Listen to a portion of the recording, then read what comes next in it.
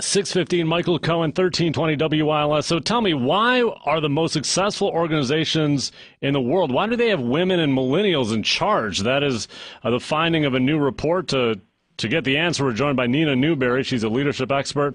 NewberrySolutions.com. NewberrySolutions.com is her website. Neena, thank you for joining us. Thanks for having me. I appreciate it. Now, what kind of things do you do there at Newberry Solutions? So I actually provide a lot of leadership development support, so executive coaching and development programs to really help people excel both in their careers and to drive results within organizations. Gotcha. Now, when it comes to women in leadership positions, do they bring something unique to those roles? Absolutely. And actually, there was a recent study done by Zenger and Folkman where they asked business leaders to rate the effectiveness of men and women at different leadership levels. And hands down, women leaders rate higher than male leaders on 12 of 16 of the competencies that they were looking at. There's also an element of really being more willing to ask questions and take a more consultative approach and really focusing a lot more on relationships. Right. Would you say women do that more so than men? Yes, yes. And you have to take this with a grain of salt, right? Every person isn't exactly the same. But when you look at women as a broader group, yes, there is more of a tendency to do that. This was the Global Leadership Forecast, looked at leaders across the world, really 48 countries. And it found when women are in leadership, those companies in the top 20% financially had almost twice as many women in leadership roles. Is that reflective of what women do for the companies, or is that just the company culture that's reflected in them being in the positions? Well, I think it's a combination. So there's an element of bringing a certain type of skill set into the mix that really complements other skills that are already there.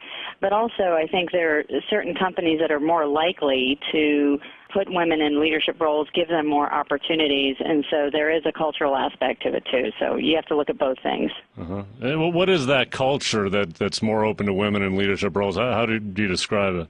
I think one of the key elements is just recognizing that regardless of gender, that each individual has something unique to bring to the table, and being able to step out there and do what may feel to some organizations like taking a risk and putting someone in a position that may look different than the other people who have been in those types of leadership roles before.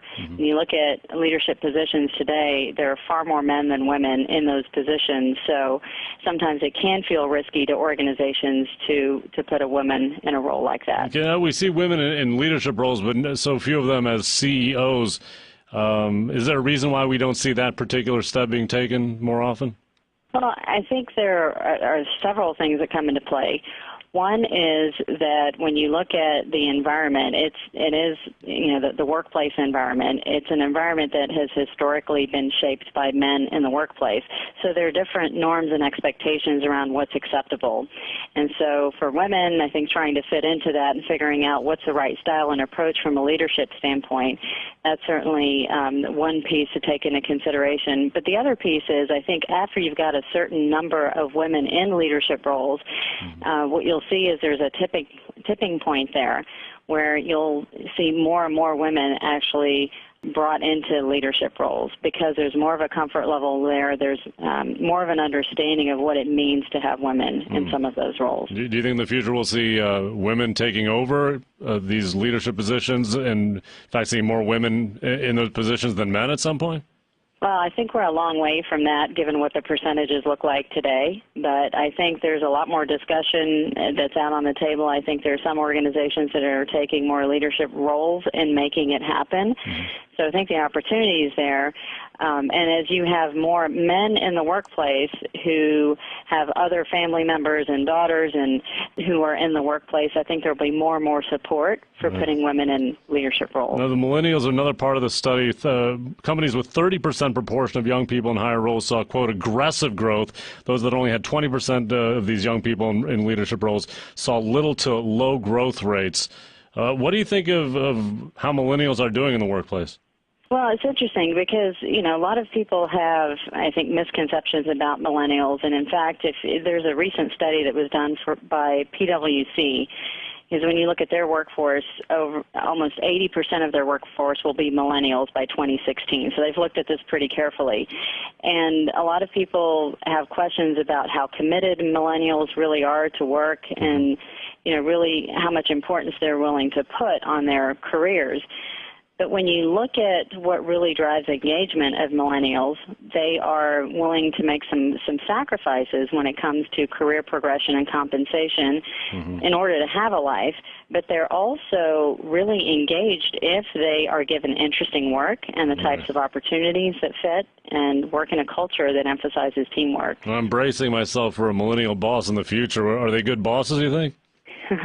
Well, I think there's a learning curve there, right? So for anyone to be a good boss, there's certain elements that they need to build in terms of their skill set. So I think there's certainly the potential there if you think about the pieces that are important to them: flexibility, opportunity, development, coaching. Right. So if they can master those things themselves, I think they could make some good bosses. Well, let's hope they do. Neena Newberry, leadership expert online, NewberrySolutions.com. That's NewberrySolutions.com. Neena, thank you.